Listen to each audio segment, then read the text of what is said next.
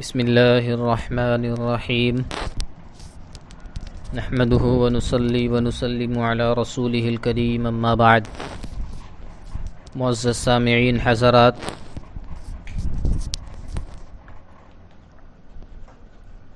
اکابر علماء کے سبق آموز واقعات اور ارشادات جو آپ حضرات کی خدمت میں گزشتہ کئی دنوں سے مسلسل پیش کیے جا رہے ہیں، اسی سلسلے کو آگے بڑھاتے ہوئے آج ہم حضرت تھانوی قدس اللہ سرہ کے مواعظ میں سے چند ایک واقعات نقل کر رہے ہیں، ملاحظہ فرمائیں۔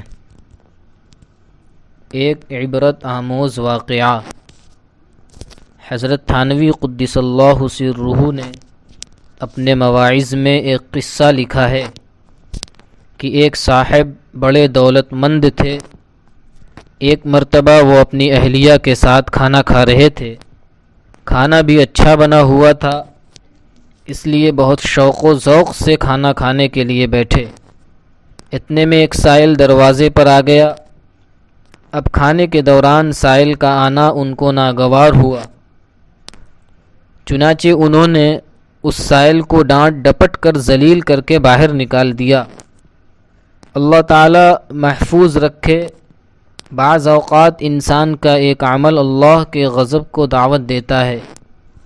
چنانچہ کچھ عرصے کے بعد میاں بیوی میں انبن شروع ہو گئی، لڑائی جھگڑے رہنے لگے، یہاں تک کہ طلاق کی نوبت آ گئی اور اس نے طلاق دے دی۔ بیوی نے اپنے میکے میں آ کر عدت گزاری اور عدت کے بعد کسی اور شخص سے اس کا نکاح ہو گیا۔ وہ بھی ایک دولت مند آدمی تھا۔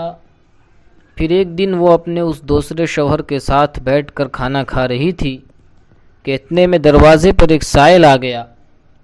چنانچہ بیوی نے اپنے شوہر سے کہا کہ میرے ساتھ ایک واقعہ پیش آ چکا ہے، مجھے اس بات کا خطرہ ہے کہ کہیں اللہ کا غضب نازل نہ ہو جائے، اس لیے میں پہلے اس سائل کو کچھ دے دوں۔ شوہر نے کہا کہ دے آؤ۔ جب وہ دینے گئی تو اس نے دیکھا کہ وہ سائل جو دروازے پر کھڑا تھا وہ اس کا پہلا شوہر تھا۔ چنانچہ وہ حیران رہ گئی اور واپس آ کر اپنے شوہر کو بتایا کہ آج میں نے عجیب منظر دیکھا کہ یہ سائل وہ میرا پہلا شوہر ہے جو بہت دولت مند تھا۔ میں ایک دن اس کے ساتھ اس طرح بیٹھی کھانا کھا رہی تھی کہ اتنے میں دروازے پر ایک سائل آ گیا اور اس نے اس کو جھڑک کر بھگا دیا تھا، جس کے نتیجے میں اب اس کا یہ حال ہو گیا۔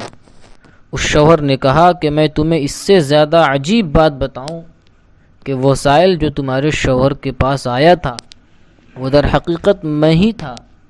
اللہ تعالیٰ نے اس کی دولت اس دوسرے شوہر کو عطا فرما دی اور اس کا فقر اس کو دے دیا۔ اللہ تعالیٰ برے وقت سے محفوظ رکھے، آمین۔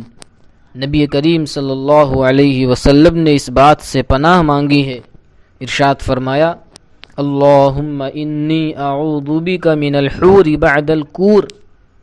بہرحال کسی بھی سائل کو ڈانٹنے ڈپٹنے سے حتی الامکان پرہیز کرو، البتہ بعض اوقات ایسا موقع آ جاتا ہے کہ ڈانٹنے کی ضرورت پیش آ جاتی ہے تو فقہا نے اس کی اجازت دی ہے، لیکن حتی الامکان اس بات کی کوشش کرو کہ ڈانٹنے کی ضرورت پیش نہ آئے، بلکہ کچھ دے کر رخصت کر دو۔ اس حدیث کا دوسرا مفہوم یہ ہے کہ اپنے کھانے کی مقدار کو ایسی پتھر کی لکیر مت بناؤ کہ کھانے کا معمول جتنا کھانے کا معمول ہے۔ اس حدیث کا دوسرا مفہوم یہ ہے کہ اپنے کھانے کی مقدار کو ایسی پتھر کی لکیر مت بناؤ کہ جتنا کھانے کا معمول ہے، روزانہ اتنا ہی کھانا ضروری ہے، بلکہ اگر کبھی کسی وقت کچھ کمی کا موقع آ جائے تو اس کی بھی گنجائش رکھو۔ اس لیے آپ نے فرمایا کہ ایک آدمی کا کھانا 2 کے لیے اور 2 کا کھانا 4 کے لیے اور 4 کا کھانا 8 کے لیے کافی ہو جاتا ہے۔ اللہ تعالیٰ اپنی رحمت سے اس کی حقیقت سمجھنے کی توفیق عطا فرمائے، آمین۔ بزرگوں کی تواضع، جن بزرگوں کی باتیں سن اور پڑھ کر ہم لوگ دین سیکھتے ہیں ان کے حالات پڑھنے سے معلوم ہوگا کہ وہ لوگ اپنے آپ کو اتنا بے حقیقت سمجھتے ہیں جس کی حد و حساب نہیں۔ چنانچہ حضرت حکیم الامت مولانا اشرف علی صاحب تھانوی رحمۃ اللہ علیہ کا یہ ارشاد میں نے اپنے بے شمار بزرگوں سے سنا۔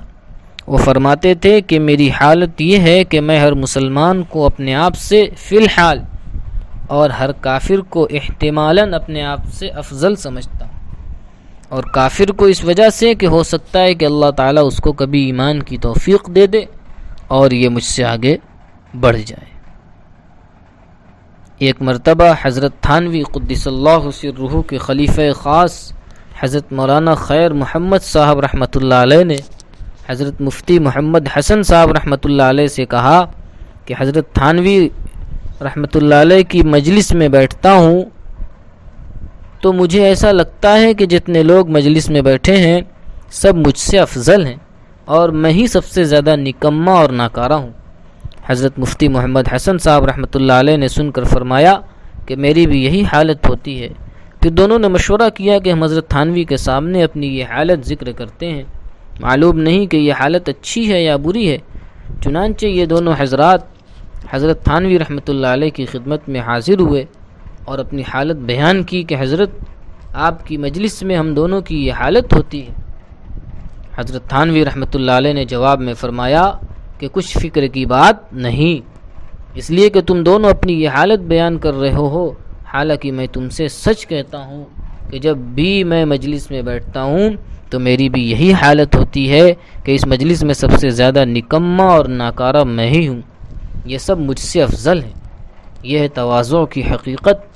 ارے جب تواضع کی یہ حقیقت غالب ہوتی ہے تو پھر انسان آدمی اپنے آپ کو جانوروں سے بھی کمتر سمجھنے لگتا ہے۔ سبحان اللہ و بحمدہ۔